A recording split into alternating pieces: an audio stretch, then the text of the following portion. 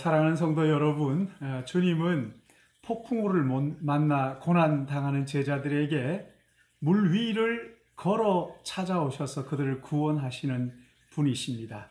오늘 본문은 마태복음 14장 22절에서 33절 말씀을 우리 한 번 더 생각하도록 하겠습니다.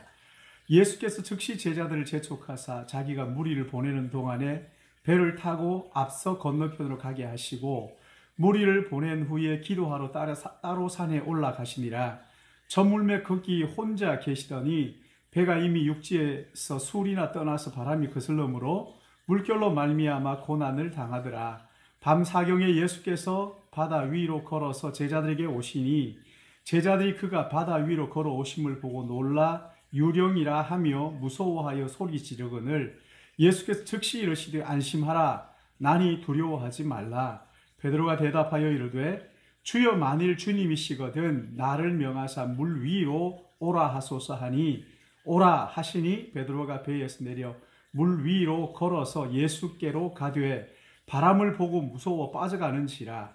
소리질러 이르되 주여 나를 구원하소서 하니 예수께서 즉시 손을 내밀어 그를 붙잡으시며 이르시되 믿음이 작은 자여 왜 의심하였느냐 하시고 배에 함께 오름에 바람이 그치는지라. 배에 있는 사람들이 예수께 절하며 이르되 진실로 하나님의 아들이로소이다 하더라. 아멘. 물 위를 걸어오시는 주님을 보자 제자들은 유령이라고 비명을 질렀어요. 여러분 생각해 보세요. 사람이 어떻게 물 위를 걸을 수 있단 말입니까? 비명을 지르는 제자들에게 주님은 안심하라. 나니 두려워하지 말라. 그러자 그 와중에 베드로가 주님께 주여 만일 주님이시거든 나를 명하사 물 위를 오라 하소서. 물 위로 오라고 하라는 거예요. 물 위를 걸어서 뭐 하겠어요? 에? 물 위를 걸어서 뭐 하겠어요? 여러분 여기에서 베드로의 불신앙이 나타나는 거예요. 그런데 주님은 베드로에게 오라 하셨어요. 여기서 우리는 주님께서 베드로를 얼마나 사랑하시는지를 알 수가 있어요. 베드로의 실수를 통해서 믿음이 무엇인지를 우리에게 가르쳐 주시려는 거예요. 사랑하는 성도 여러분, 베드로는 갈릴리 호수에서 물고기 잡으며 잔뼈가 굵은 사람이에요. 사람이 물 위를 걸을 수 없다는 것을 누구보다 잘 아는 사람이란 말이에요. 그런데 물 위를 걸으면서 이 베드로가 무엇을 깨달았을까요? 아니, 베드로가 어떻게 물 위를 걸을 수 있었을까요? 베드로가 만일 주님이시거든 나를 명하사 물 위로 오라 하소서. 29절 말씀 보시면 오라 하시자 배에서 내려 물 위를 걸어 예수께로 가되. 그럼 성경을 읽다가 나도 베드로처럼 물 위를 걸을 수 있겠다는 생각이 들고 확신이 생기면 물 위를 걸을 수 있는 걸까요? 베드로가 물 위를 걸을 수 있었던 것은 그런 확신 때문에 걸은 것이 아니지요. 주님의 말씀이 있었고 그 말씀을 의지하여 물 위로 발을 옮겼기 때문에 물 위를 걸은 거예요. 베드로가 어느 날 갈릴리 호수에서 밤이 맞도록 고기를 잡았지만 한 마리도 못 잡았어요. 그때 주님이 깊은 곳에 그물을 내려라. 그 말씀을 의지하여 깊은 곳에 그물을 내리자 그물이 찢어지도록 고기가 잡히게 되죠. 그때 베드로가 주님 앞에 엎드려서 주여 나를 떠나소서 나는 죄인이로소이다. 그러자 주님께서 무서워하지 말라. 이제후로는 네가 사람을 취하리라 하시니 그들이 배를 육지에 대고 모든 것을 버려두고 예수를 따랐다고 말씀하셨어요. 말씀에 대한 전적 신뢰예요.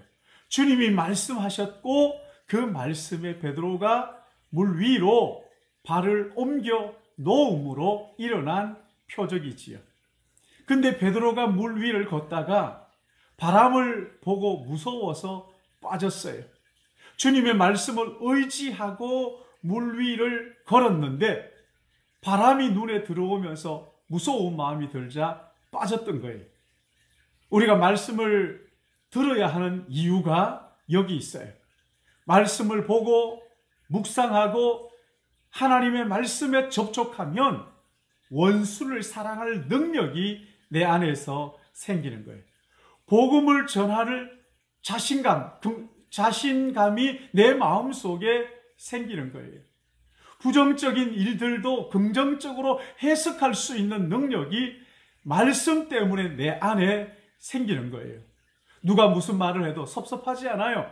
사랑스럽고 고맙고 감사한 마음으로 그들을 섬기게 되는 거예요. 누가 알아주든지 말든지 상관없어요. 감사와 찬양이 영혼에서 흘러나오는 거예요. 자기가 자기를 보면서 놀랍니다. 이것이 물 위를 걷는 성도의 삶, 하나님의 말씀이 주는 능력을 붙들고 사는 사람들의 삶이란 말입니다. 그러다가 은혜가 식으면 어떻게 됩니까? 말씀이 들리지 않아요. 갑자기 섭섭한 마음이 내 마음속에 밀려오기 시작하면서 화가 나는 거예요. 부하가 치미는 거예요. 막 따지고 싶어요. 자기를 무시한다고 불평하고 원망하기 시작하는 거예요. 다른 사람들을 판단합니다. 정죄합니다. 이간질하면서 자기 안에 기쁨과 감사가 싹 사라져 버리는 거예요. 여러분, 이게 뭡니까? 주님을 바라보던 눈이 바람을 보고 무서워해서 물에 빠졌다는 증거예요. 은혜가 떨어졌다는 증거예요. 서로 사랑하고 용서하는 것은 내 힘으로 하는 것이 아니라 하나님의 말씀의 능력을 가지고 하는 거란 말이에요. 그래서 은혜를 주셔야 물 위를 걷는 삶과 같은 신앙생활, 이게 가능하다는 거예요. 여러분, 우리가 얼마나 이기적이에요. 얼마나 정욕적이에요. 얼마나 탐욕스러워요. 우리가 우리 자신을 알잖아요. 인간이 그런 존재란 말이에요. 늘 물에 빠진 베드로처럼 허우적거리면서 사는 거잖아요. 물에 빠진 베드로가 어떻게 구원을 받는지 보세요. 소리 질러 이르되 나를 구원하소서. 사랑하는 여러분, 은혜가 충만하면 세상이 작아 보여요. 은혜가 식으면 세상이 커 보이는 거예요. 미래에 대한 염려, 걱정이 밀려오는 거예요. 그러나 베드로처럼 생명을 걸고 주여 우리를 구원하옵소서, 하나님 앞에 간절하게 절대절명의 그 마음을 가지고 하나님 앞에 부르짖어 기도하세요. 하나님의 은혜를 구하십시오. 그럴 때 주님은 즉시 손을 내밀어 우리를 건져주시는 거예요. 느긋하게 기도하면 느긋하게 응답하시지만 절박한 마음을 가지고 기도하면 즉시 손을 내밀어 우리를 건져주시는 이 하나님이란 말이에요. 사랑하는 성도 여러분, 하나님께 간절한 마음으로 부르짖어 기도함으로 말미암아 예수 그분이 하나님의 아들, 우리의 구원자라는 것을 깨닫고 오늘도 그분을 경배하고 그분을 높이고 그분을 찬양하는 복된 한 날 되시기를 예수님의 이름으로 축복합니다. 기도하겠습니다.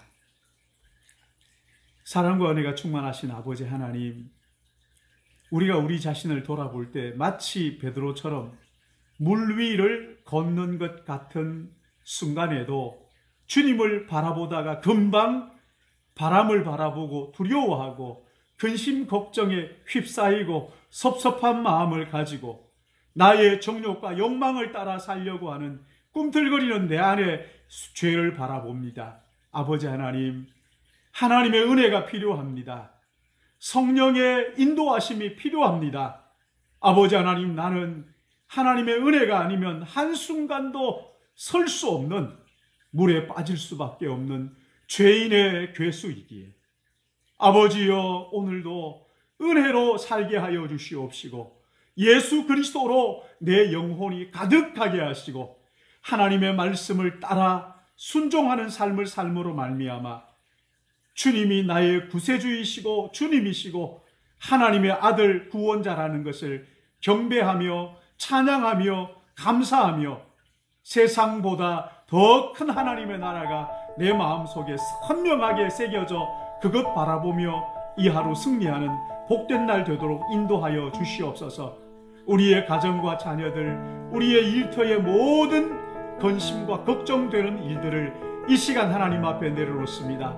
나사렛 예수 이름으로 명하노니 근심과 걱정이 떠나가고 우리 안에 예수 그리스도로 가득하게 하여 주시옵소서. 예수님의 이름으로 기도드리옵나이다. 아멘.